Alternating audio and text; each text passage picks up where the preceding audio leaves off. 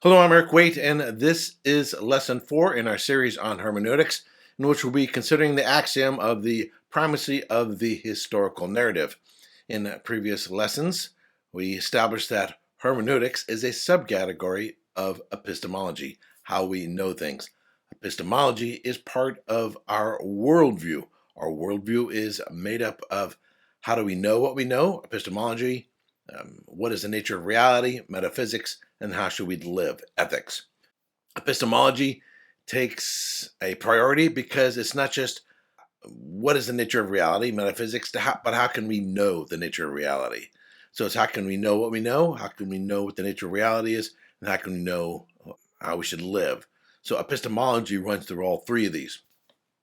Then ultimately, what is the ultimate authority for our worldview? And I just went into greater detail in previous lessons on this.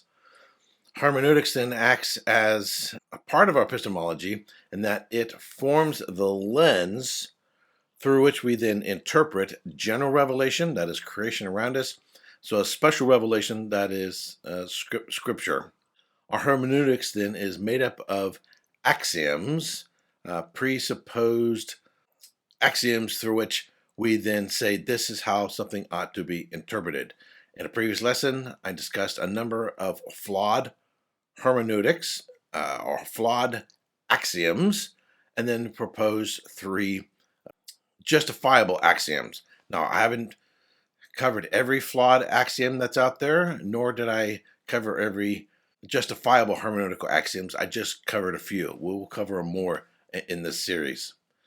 One of the flawed hermeneutical axioms of the early church was that the Greek philosophers were a preparation for the gospel for the Gentiles in the way in which Moses and his writings were a preparation for the gospel for the Jews. The flaw of this, or the error of this, is that they then begin treating Greek philosophers as if they are Old Testament prophets, and they begin to read and interpret the scriptures through the lens of philosophers, particularly Aristotle. And the consequences, theologically, is their understanding of metaphysics comes from Aristotle, which then they interpret the nature of grace, the sacraments, the atonement, the gospel, and so forth. I then went on to say that to take a Greek philosophy and a biblical worldview and try to have a synthesis between them is akin to the error of the Jews in Exodus 32 when they took the worldview of the other nations, the Goyim, the Gentiles, and tried to combine it with the worship of Yahweh. And the result is they had the golden calf. It wasn't that they completely abandoned the Lord, but they tried to blend the two. And anytime you try to blend antithetical worldviews, it results in a flawed interpretation, a flawed worldview, and it's a watering down or a serious compromise of the biblical worldview. So the first hermeneutical axiom that I proposed was the primacy of the historical narrative. In short, we want to have the big picture of the entire story of redemptive history. The Bible isn't one book, it's 66 books written by somewhere between 35 and 40 authors. We can debate that at another time, how many authors, because some books do not have the author identified. So, but there's an overall arching narrative. Another way to look at this is, if you ever use Google Earth, is to be able to look at the entire globe before you dive in deep and looking at the details of a continent, a country, a city, or a particular city or town or plot of land. You want to have the ability of seeing the big picture of the Bible and then zoom in. You want to simultaneously maintain the big picture and the details. If you only have the big picture and you don't have the details, you tend to overgeneralize, and you actually misinterpret the big picture because you don't understand the details. If you just look at planet Earth without zooming in, you'd say, oh, I see a lot of blue and I see a lot of white, but you don't see swamps, you don't see rainforests, you don't see deserts, you don't see rivers, and all the little details here on planet Earth. You don't see the mountains. In a similar fashion, if you only zoom in on one particular area, let's say the Mojave Desert in California, and that's all you look at, or the Sahara Desert, you might then assume that the entire planet is a desert, and it's not. You have to at the same time look at the big picture of the developing story of the Bible when you're looking at a detail of a particular text, let's say the book of Jeremiah or the Gospels. And at the same time, when you see the big picture, oftentimes what happens is in order for people to understand the big picture, they will create a framework, a set of axioms, and then they will then interpret the Bible through that. That will become the lens through which they then interpret the Bible. And what happens is once you adopt that lens of a particular theological framework, certain details of a text will become almost as if it's invisible, because your presuppositions will make you blind to what's in the text, and you'll be blind to it because it doesn't fit what you're looking for. If you were only looking for what fits within that framework, within that lens of your hermeneutical axioms, you will become completely blind to the details that are in the text. And anytime someone brings up some detail of the text and it doesn't fit within your larger framework of your presupposed grid, your axiom by which you're interpreting the Bible, you will reject it. The 5 greatest challenges to the modern reader to interpreting the Bible are: first, the language differences between Hebrew and Greek in whatever modern language we speak. This subject would be addressed in a course on Hebrew and Greek, in which the student would learn Hebrew and Greek grammar, memorize Hebrew and Greek vocabulary, paradigms of verbs, and so forth. The student would also need to learn how to translate contextually and dynamically, as a simplistic word-for-word translation might not take any cultural considerations into how do you translate the language and end up not making any sense. The second challenge to the modern reader is understanding cultural differences, that is, customs, non-prescribed social norms, and our modern culture. For example, in Ruth 4:8 we read, "So the guardian redeemer said to Boaz, 'Buy it yourself,' and he removed his sandal." The reason for removing the sandal is not explained, but it was a known custom at the time. Now, usually things like this aren't going to make a major change or shift in how you understand the text. They're just cultural oddities. We have customs in our own day equivalent to this that we don't have to go around explaining because everybody does it and everybody knows what it is. In some cultures, before you enter your house, you take your shoes off. So some Asian cultures, as well as in the Netherlands, if you were to approach the front door of someone's house, you would see people's shoes sitting outside the front door, or they might have a special place for putting the shoes because people don't wear shoes inside the house. There's a similar custom going on here in Ruth chapter 4. So it does, though, make a challenge for the modern reader. The tendency is to take what we know and we think is socially normative and then to import that into the text. Third, the differences between how things were way back then and how things are now. One example is how they perceived the world. When we use the term world, the Greek word is cosmos, we usually think of the entire planet Earth. But from the context of various passages, they often use the term to mean the known geographical region, which might be Mesopotamia or the Roman Empire, as we read in Romans 1:8. We have to be careful not to import our perception of the world into the text. Fourth, simultaneously maintaining the big picture of the chronology of the historical narrative from creation until the time of Jesus' earthly ministry and the apostles, as well as the minute details of the text. The Bible is not a book, but a collection of books that were written over 1,500 years by 36 to 40 different human authors. It is very easy when reading through the Bible to get bogged down in the details and lose sight of the larger picture of the unfolding narrative. The interpreter needs to learn to simultaneously see the entire forest of redemptive history as well as the minute details of each individual tree, branch, and leaf.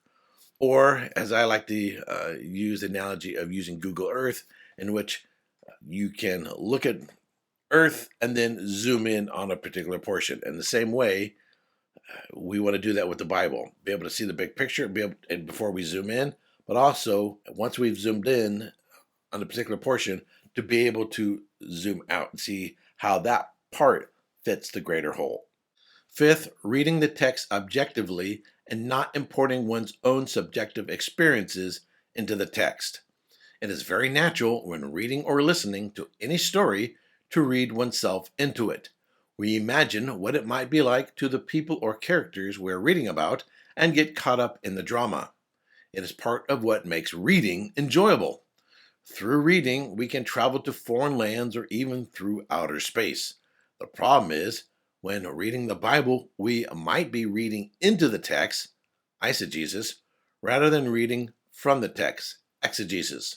For example, if we experienced a harsh teacher or tutor when we were a child, we might read into Paul's use of the term pedagogos, that is, a tutor, a negative connotation, and consequently think negatively about the law of God. The primacy of the historical narrative.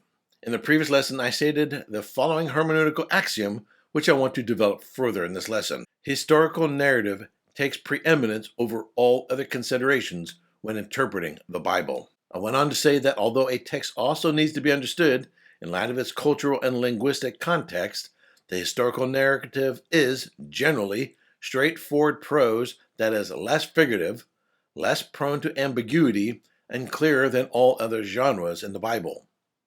Most importantly, it provides the chronology of redemptive history. Once the interpreter determines the timeline for biblical history, all other texts and their genres should be understood in light of redemptive history, as Scripture is redemptive historical in nature, not theologically evolutionary. The Bible provides an unveiling of God, not a humanistic evolution of the doctrine of God. The big picture, the chronology of the story. So first we want to develop a timeline. The most important factor in developing a timeline is not trying to pin down an exact date for every event, such as the date of creation, but to have a big picture of the chronology of the sequence of events, of major transitions from Genesis to Exodus and onward. Keep in mind that large periods of time were skipped over in the text if there were no major events that added to the storyline. For example, in Exodus, we have a birth narrative of Moses. Pharaoh's daughter said to her, "Take this baby and nurse him for me, and I will pay you." So the woman took the baby and nursed him. When the child grew older, she took him to Pharaoh's daughter, and he became her son. She named him Moses, saying, "I drew him out of the water." And then the next verse records an event that took place many years later. One day, after Moses had grown up, he went out to where his own people were and watched them at their hard labor. Exodus chapter 2, verses 8 to 11. Likewise, in the Gospels, we have two birth narratives for Jesus.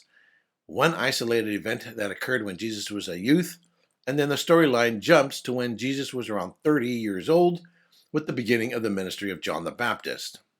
There are many similar jumps throughout both the Old and New Testaments. The important thing to note in developing a timeline is to have an understanding of the big picture of the development of the story, or development of the forest, before analyzing the minutiae of each tree and leaf, or each book, chapter, and verse. So you can find in books and online, someone else has already sat down and made a timeline with dates and events and transitions. And you might be tempted to just grab one of those, think it's accurate, and then use it. You have to be careful with this, particularly when people have particular theological frameworks for which they are interpreting the history. They will start putting titles on the changes of events. I call them dispensations, and you can see this in dispensationalism. You can find this in Two Kingdom or Upper Register theology of Meredith Kline, Lee Irons, and so forth, and others. You have to be very, very careful of this.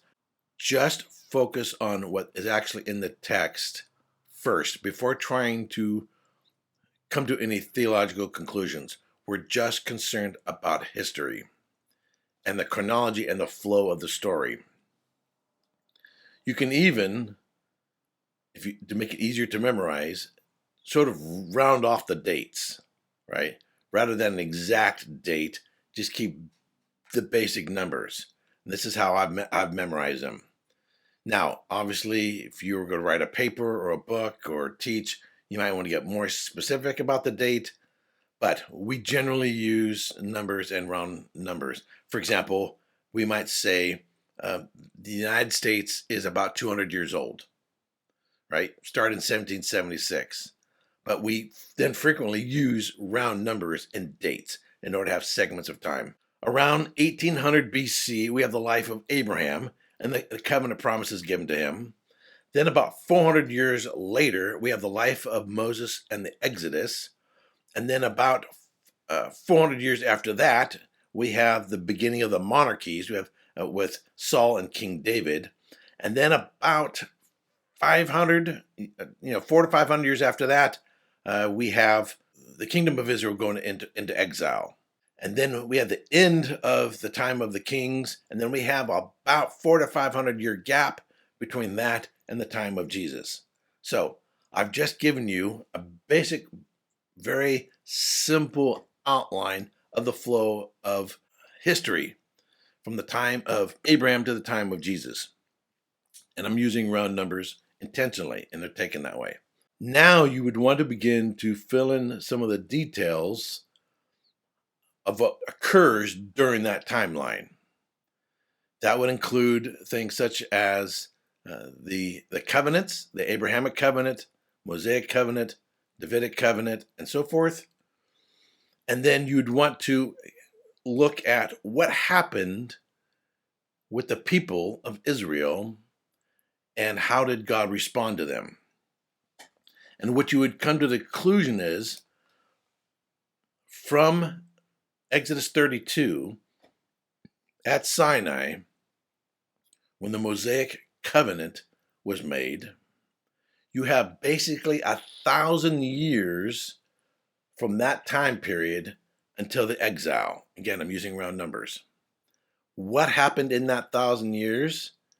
Again, I'll put it simply, the repeated pattern of what happened at Sinai happens over and over and over and over and over again for 1,000 years, which is Israel taking a foreign worldview and blending it with the worship of Yahweh. That's what idolatry is. Once you become an idolater, you combine idolatry with the worship of Yahweh, then various sexual sins come into play, and obviously making statues and all kinds of things. So that's a very simple understanding of what goes on for 1,000 years. And there is a warning at the very beginning, like these stiff-necked people, that eventually they're going to be given over to what their desires are. So the problem is Moses had taken Israel out of Egypt, but he hadn't taken Egypt out of Israel. What do I mean by that? That even though physically they had been removed from the bondage of Egypt in terms of the forced labor, in their hearts they still had Egypt within them, namely the idolatry. They had been around the idolatry for 400 years, and they brought it with them. The golden calf is the god Happus. It's the Egyptian god Happus. They had taken with them the worship of Happus in their hearts, and then made a statue of the golden calf, and then worshipped it. And everywhere they would go, They would worship the Baals, the Asheroth, Molech, the gods of the surrounding nations. They wanted to be like the surrounding nations. The beginning of the era of the monarchies, which was not something initiated by God, but they said in 1 Samuel chapter 8, give us a king so we can be like the other nations. So they want to be like the Goyim, the Gentiles, the other nations in their worship and their sexual sin. They want to be like the other nations of Goyim politically, and they wanted an earthly leader to lead them into battle. And this is the syncretism of worldviews.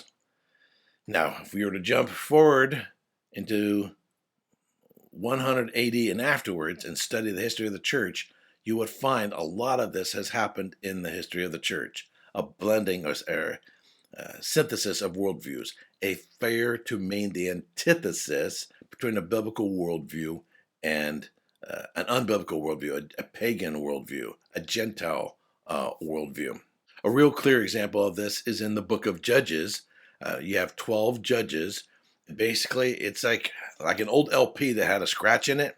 We would play a record. If there was a scratch in the record, it would repeat that line. So it would go and it hit that skip mark, that scratch, and it would play again. And it would just keep doing it over and over and over again. Well, that's the history of Israel. The book of Judges is they want to be like the Gentiles around them. God says, fine, if you want to be like them, I'll give you over to them and you'll be under their dominion.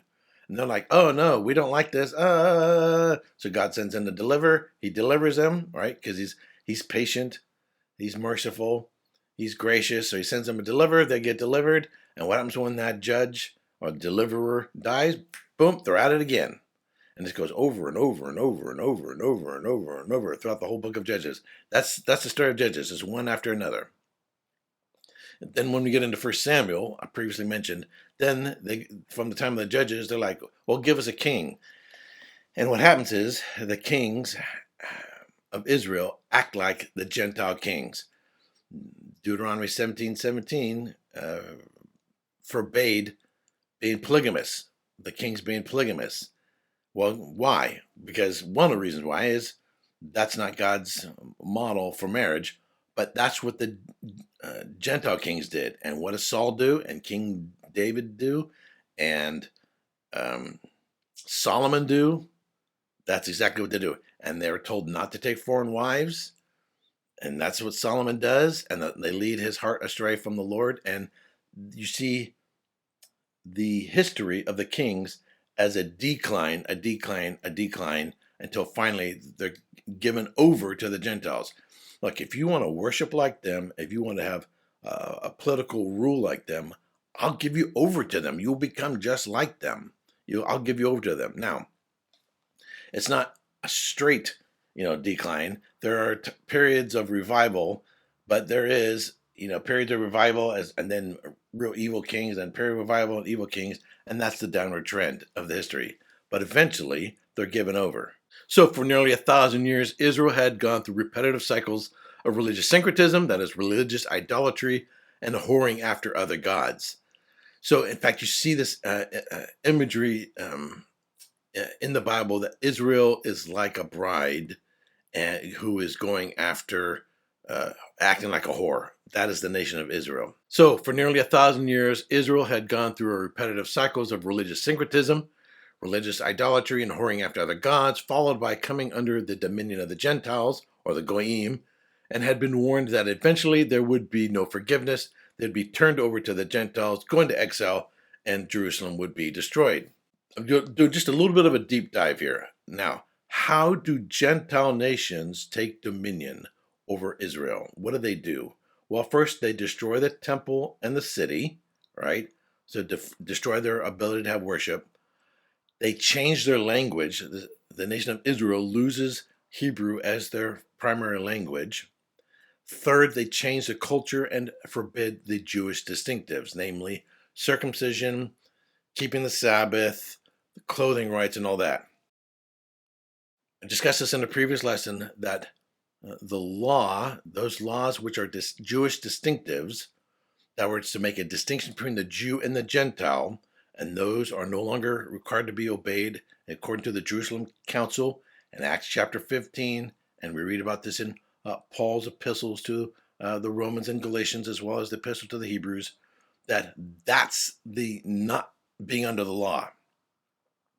That the Gentiles by faith in the new covenant are not required to keep those Jewish distinctives. The laws, the food laws, the circumcision law, the not trimming of the beard, all that was to make a distinction between the Jew and the Goyim, or the Gentiles. So when the Gentiles take them over, what are they going to get rid of? Everything that makes them distinctive, because they want the nation of Israel to become fully combined or fully enveloped in their culture, so that they no longer exist as an identity. That's how they take dominion. There is an intertestamental period between the end of the Old Testament and the beginning of the Gospels. Roman Catholics and Eastern Orthodox maintain the history books for that time period. That is First and Second Maccabees. Now, I'm talking about something in the timeline that isn't going to be in your Protestant or Evangelical Bible, but it's part of the timeline. And I'll give you a synopsis of it real quick. Long story short is, during this time period in which there is no prophet, the people under the dominion of the Gentiles say, how are we going to get Yahweh to come back? How are we going to get out of this mess we're in? Our forefathers went into idolatry. They became syncretistic with the Gentiles. They did not keep circumcision. They did not keep the Sabbath. They did not, and so forth. In order to get Yahweh to come back, we need to be rigorous about the law. And I'm not just talking about thou shalt not commit murder, thou shalt not commit adultery, thou shalt not steal, thou shalt not bear false witness, and all that. Because even Gentile nations follow those. We need to focus on that which identified us as to who we are and hold on to those with rigor.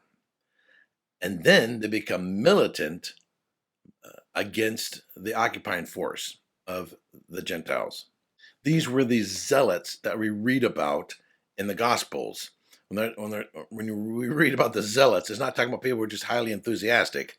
These are people who were militants against the occupying force of the Romans during Jesus' earthly ministry.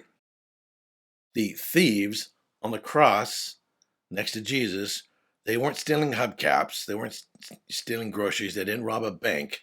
They're not thieves. These are brigands. These are rebels against the Roman Empire. The Roman Empire crucified those who threatened the government. So, why was Jesus put on the cross? From a religious perspective, he was tried for heresy, and from the Roman perspective, a threat to the Roman Empire. That's why there's all this questioning about, are you a king, right? What kind of a king is this, right? So that's what's going on there. So for historical purposes, to understand the flow of history, going from the time of the Old Testament into the Gospels, you need to at least have a basic understanding of the Maccabees. The Maccabees were a group of Jewish rebel warriors who took control of Judea, which at the time was part of the Seleucid Empire. They founded the Hasmonean dynasty, which ruled from around 167 to 37 BC. So leading up to just before the time of Christ, his earthly ministry, being a fully independent kingdom from around 104 to 63 BC, and they reasserted the Jewish religion, expanded the boundaries of Judea by conquest, and reduced the influence of Hellenism, that is the Gentiles, and Hellenistic Judaism. You read about in the book of Acts that of the Hellenistic Jews versus the Jewish Jews. When Paul lays out his resume, he's making a distinctive that he was a Jewish Jew, not a Hellenistic Jew. The Maccabees destroyed pagan altars in the villages, circumcised the boys, and forced Jews to obey the law. And as a result, one explanation of the term Maccabees is that it's based on the Aramaic term for hammer, because the hammer strikes blows against their enemies. The revolt resulted in many battles, in which the Maccabean forces gained notoriety among the Seleucid army for their use of guerrilla tactics. After the victory, the Maccabees entered Jerusalem in triumph and ritually cleansed the temple, reestablished the traditional Jewish worship there, and installing Jonathan Maccabees as a high priest. A large Seleucid army was sent to squash the revolt, but returned to Syria on the death of Antiochus IV. Its commander, Lysias, preoccupied with internal Seleucid affairs, agreed to a political compromise that restored religious freedom. The Jewish festival of Hanukkah celebrates the rededication of the temple, which was rebuilt, following Judah Maccabees' victory over the Seleucids. According to rabbinic tradition, the victorious Maccabees could only find a small jug of oil that had remained uncontaminated by virtue of a seal, and although it only contained enough oil to sustain the temple menorah for a day, it miraculously lasted 8 days, by which further oil could be procured. So we read about this in 1st and 2nd Maccabees. Now you may say, why are you telling us this? Well, if you read the Gospel of John, chapter 10, verses 22 to 42, it talks about the Feast of Dedication, which we refer to as Hanukkah or the Festival of Lights. So, Hanukkah or the Festival of Lights was being observed during the time of Jesus' ministry. So Hanukkah, there's a small recording of it in the Gospels. Now, why don't Jewish people accept the 1st, 2nd Maccabees in terms of the books? Because they're written in Greek. They weren't written in Hebrew. This is a whole nother issue. I don't spend too much time on this. Long story short, the law and the prophets is given in Hebrew. Hebrew, Leshon HaKodesh, is the language of angels, as we read about in 1 Corinthians. It is the language through which God speaks to his people. Therefore, 1st and 2nd Maccabees can't be part of the Bible, according to Jewish thinking, because it's written in Greek. So then how do the Jews follow or observe Hanukkah? They do have it in their own writing. So there are references to it in the Mishnah, but the specific laws are not described. So the miracle of the one-day supply of oil lasting 8 days is described in the Talmud, which was committed to writing about 600 years after the events described in the books of the Maccabees. You can read about the historical events in 1st and 2nd Maccabees. The Jews will only know about the events through the Mishnah and the Talmud, which doesn't contain the details of the historical events. Now, why is this important? Because it's also during this time period that in this religious and militant rigor that we're going to get Yahweh to come back, that the two groups are formed, which is they're the militants, all right, the zealots, and the Pharisees. The Pharisees. Now, obviously, if you read through the Gospels, we're going to find that they are hypocrites, that there is a superficiality to them, that they were more concerned about appearances rather than the heart of the issue and a true worship of the Lord, and more concerned about their status. They like to pray in public in order to be seen. They like to make a big noise when they're giving alms, and so on and so forth. So, when Jesus is the Messiah, and he doesn't link up with these people to be the, and that's what they're expecting, that the Messiah would be like them. He doesn't usher in the kingdom through a militant force as the militants would expect, as the zealots would expect. So not their kind of kingdom, not their kind of king. So when he's crucified, which is a fulfillment of the types and shadows of the Old Testament, and raised from the dead, and so now in the Gospels, or under the Gospel, in this new covenant is initiated by Jesus, and the Gentiles are now being ushered in. This is what gives rise to the situation. Well, do they need to be circumcised? Do they need to keep the feast days? Do they need and follow these Jewish distinctives? And the answer in Acts chapter 15 was no. These elemental types and shadows are no longer to be followed. The Gentiles, which is a promise given to Abraham going all the way back that he would be a father of many nations, being fulfilled with the ushering of the Gentiles, is being ushered in by grace through faith in Christ, apart from having to become Jews. In fact, The point is, if you even look to circumcision and the feast days and all that, there's Jewish distinctives, then you are under the Mosaic covenant for which Israel was being judged, and they're breaking the covenant. And that judgment ultimately came, read about in Matthew chapter 24, with the destruction of the temple in Jerusalem in 70 AD. And the bowls of judgment on the nation of Israel are described throughout the book of Revelation, and we'll spend more time on in the future. All right, I covered a lot of information here.